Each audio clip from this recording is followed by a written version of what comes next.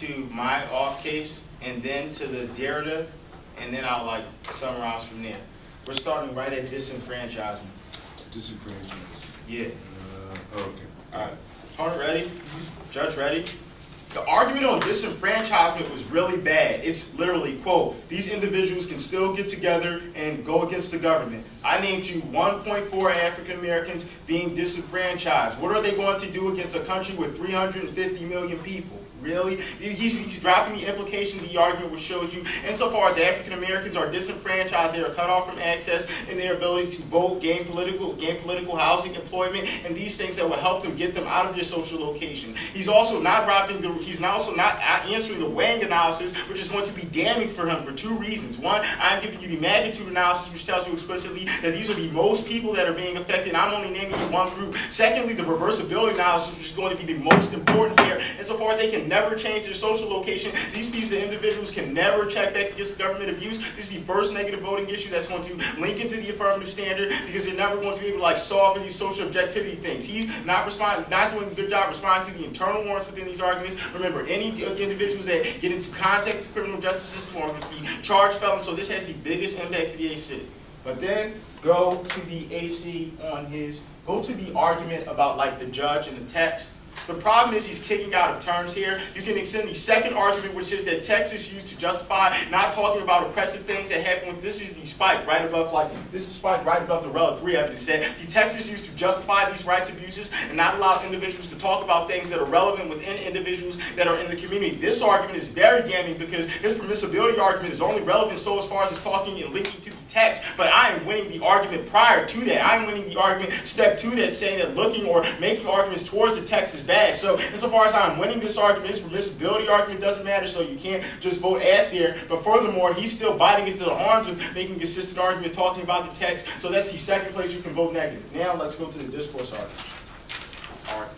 So the second argument about the VBD flame, where he could have posted anonymously, there's no way to verify whether he didn't, so there's no reason to not hold him accountable for that. The second argument specifically is there are other ways to harm someone's individual identity other than VBD. Like, VBD is not the only way you can harm or encroach on other individuals' rights. Then off the third argument about the purpose, maybe it is my intention to win. That still does not change the fact that what I'm doing is going to help people that are coming from marginalized groups. He's just feeding my argument. This argument is a justification to ignore the text or ignore helping other individuals. Then, off of the argument about culpability, again, the culpability argument here, he's always going to be biting into it from Colorado. Colorado tells you, insofar as you don't stand up and speak against the community, he's allowing for this perpetuation to happen. He's going to say, I spoke to my friends. One, I'm always going to be meeting him better at this link and better at this argument because I am speaking to you now. He is not speaking it to you. Any of this issue is really important. Maybe he would have spoke about it in the last speech, so I'm winning the link to Colorado. He doesn't have a link there, so it's functioning as a turn to his arguments.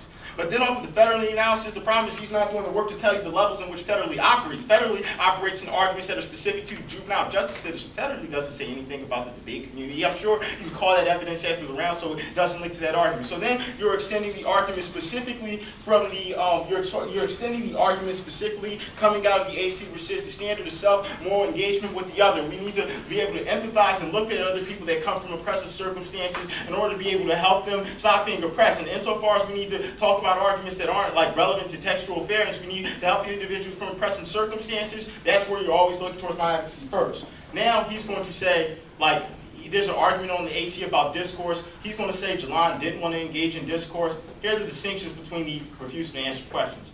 My first question in cross-examination, you will remember this, was, will you endorse oppression? He said, no, I want to win, right? He said, I will not answer that. I want to win. This argument means he can never link into the negative standard because he doesn't want to, like, engage with the other because he's not telling you what his advocacy is here, right? He's too busy making jokes on case but not giving you serious line by line to link there. But the biggest problem is he's just dropping the role of the ballot arguments, which always come first. Let's go there now. First, you're going to extend the first argument that because I'm systematically attacked and bullied, there's no way to scare me from being here. These acts have been made in TOC a dangerous place, and the criterion requires that you vote for me because choosing to look away from this is saying that minorities aren't worth defending. Insofar as I'm winning the standard, I'm willing to drop first voting issue and ballot here. Then go specifically to the arguments that debaters on the circuit use these losses and use what happened within these debate rounds to justify the legitimacy of my position. This argument is still going to to be giving me solvency as to why you look towards the negative evidence. So here's how the round breaks down. If you're looking towards the affirmative case, I'm winning through disenfranchisement, which is only answered with a small unwarranted response about individuals being able to rebel, and that's not warranted. The second reason you're not looking towards the affirmative case is because he dehumanizes the resolution by talking about things from a hypothetical lens. And that argument always takes out the top contextuality of the ad, because when we're not including people from their social location, which is the caveat to making arguments that are going to speak this truth or not be hypothetical, you can always reject the AC. Remember, my arguments come before the text of the resolution because I am winning the arguments necessarily. A textuality is always used as a means to continue to oppress. He dropped that argument, which means we're not looking to text. Insofar as he's not looking to text, I'm still winning my standard. Remember, I'm extending my voting issue. I mean, for the role of the ballot, if I win my standard, you vote neg. It's very clear. I'm winning standard, I'm voting neg. He will get up in the next speech, try to win through the AC. I'm winning, he doesn't win the AC because of disenfranchisement. Remember, presuming F is relying on text, I don't mean the argument the text is irrelevant, you can sign the ballot now.